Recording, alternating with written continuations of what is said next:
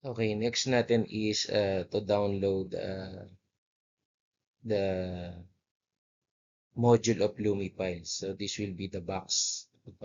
Dito natin i-house yung yung mga interactive and gamified lesson na gagawin natin. Then this one naman, pag dinownload mo to, ito yung magko-convert into Android app. So start muna tayo dito sa module. Paano natin ita-download yung module? Ito yung pinaka parang box niya, yung house niya. Okay. So, ito siya. So, paano mo siya i-download? I-click mo lang tong arrow down, tapos click download. Ayan.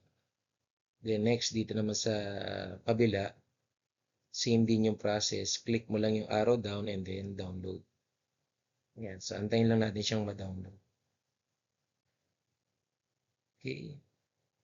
So, again, yung quarter box, ito yung pwede mo siyang gamitin for quarter 1, quarter 2, quarter 3, quarter 4 na mga lesson mo. So, naka-house na dito yung lesson mo from week 1 to week 8, and then kung gusto mo mag-design ka ng ng mag-design ka ng summative test, chapter test, and review test, meron din siyang included file dito, no?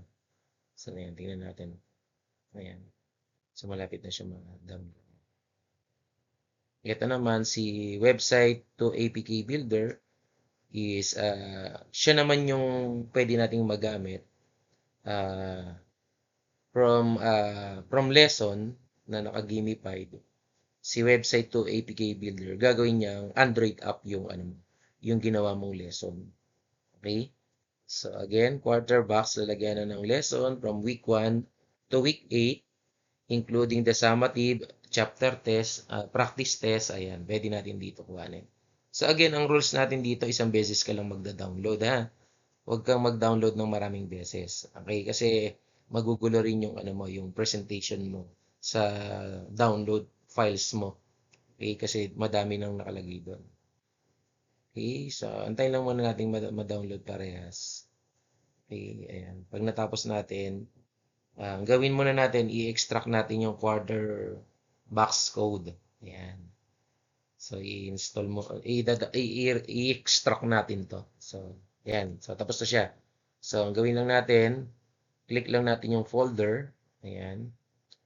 So, ito yung downloads natin. So, yung quarter box, isang beses mo lang siya i-download. Yung website to APK Builder Pro, isang beses mo lang siya i-download. So, paano mag-extract? So, click mo lang yung file, right-click, tapos extract all. Ayan. Tapos, click natin extract. Ayun. So, para at least hindi na tayo magulo, i-rename natin to. Click mo lang yung file name, tapos lagyan mo na quarter 1. Ayan. So, para at least ready na siya. Okay? So, ang gawin natin para at least mabilis din kayo, copy-paste natin siya na yung folder. Okay? So, pwedeng option mo to, ha. Pero hindi ko rin sinasuggest, baka kasi mahirapan ka. So, pwede mo itong i-duplicate quarter 1, 2, 3, 4. Ayan. Yung website to APK Builder, mamaya na lang natin gawin yan. So, ayan muna. Nag-download na tayo ng quarter box code and website to APK Builder. Yung quarter box code, ang laman nito, lesson mo from week 1 to week 8. Pwede kang mag-create dito ng summative test, chapter test, and practice test. Pwede yan. Okay? Website to APK Builder. So, from quarter box, pwede mo siyang gawing Android app. Okay? So, that's all.